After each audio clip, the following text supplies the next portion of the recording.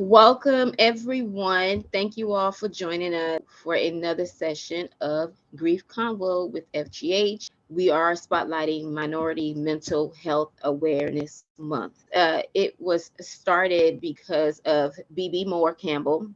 The theme for this year is culture, community, and connection. And we want to create a space for all people. And the month of July just happens to be that space specifically for those who are considered to be a minority group. 16% of non Hispanic Asian adults, 18% of non Hispanic Native Hawaiian or other Pacific Islander adults, 21% of non Hispanic Black or African American adults, 21% of Hispanic or Latino adults, 27% of non Hispanic American Indian or Alaskan Native adults, 35% of non Hispanic mixed multiracial adults, and 51% of lesbian, gay, and bisexual adults each year are affected by some form of mental illness. And again, those numbers come from the National Alliance of Mental Illness. All right, Ms. Alford. As this mental health awareness year for minorities, and when we deal with mental health and we deal in the healthcare fields, um, the greater emphasis now on prevention is working upstream. And I want to finish up with that tonight, but I also want to share this story before we begin. There was a man walking beside a river who notices someone is drowning.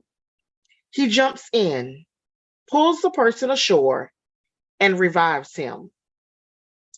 Then another drowning person calls for help. Again, the man successfully rescues him. As the man is about to walk away, a passerby shouts, "Hey, there's another person drowning out there. Where are you going?" The man replies, "I'm going upstream to see who's throwing all these people in."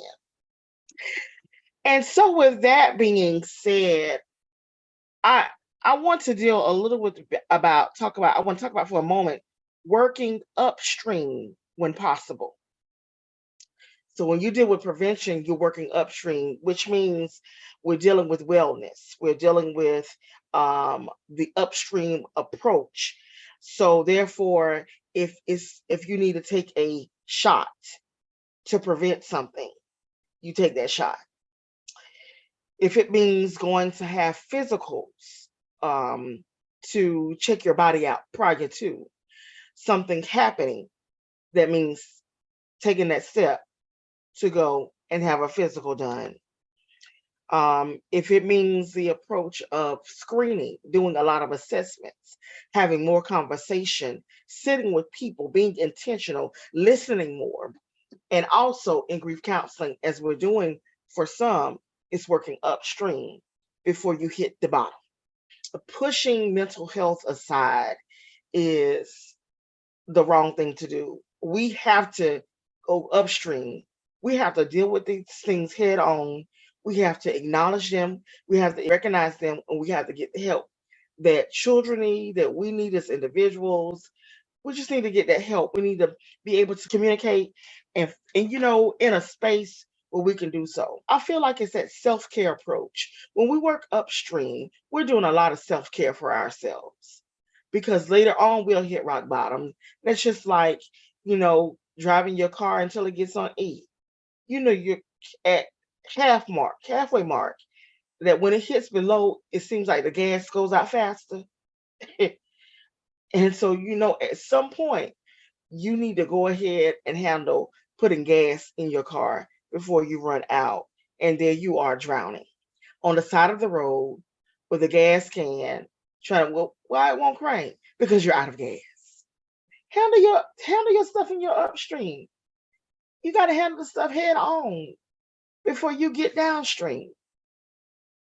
So I wanted to share that piece with you, but I also wanted to share, I wanted to go back through the list of the 10 things you can do to create a new life after loss. We talked about setting a goal, seeking a mentor, become very clear about what you desire, observe your thoughts, Stop one thing, like stopping a behavior. Number Mhm. six, the sixth thing is engage in new conversations.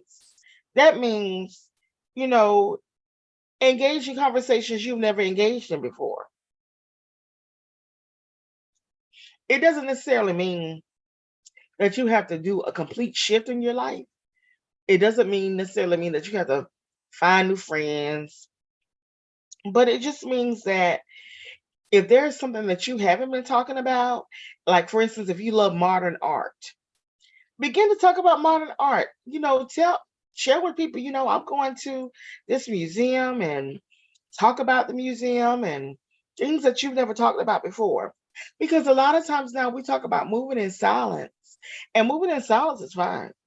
Don't get me wrong. There's nothing wrong with that.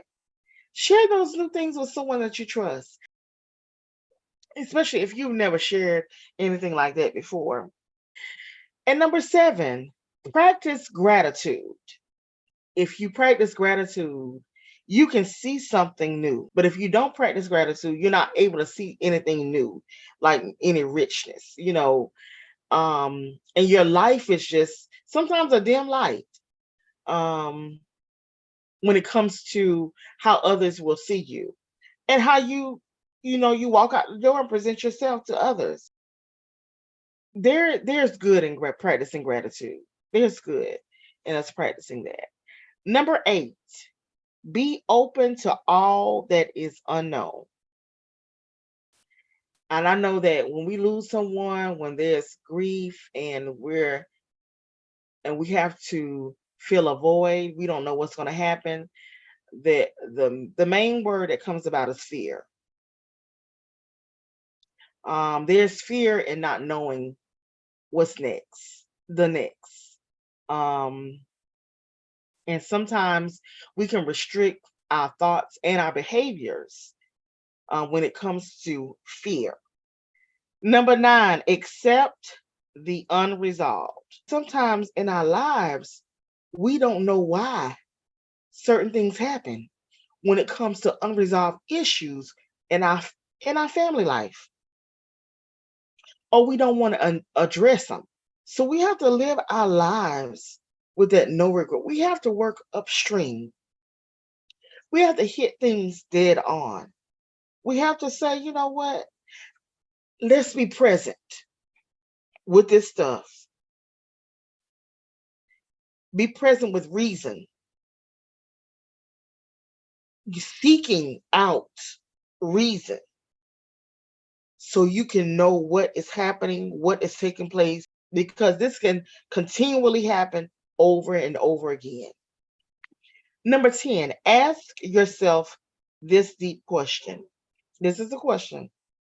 With every decision and conversation you find yourself in post loss, ask yourself this: is this going to expand my growth or restrict it? Mhm. Growth after loss is very possible if you properly nurture it.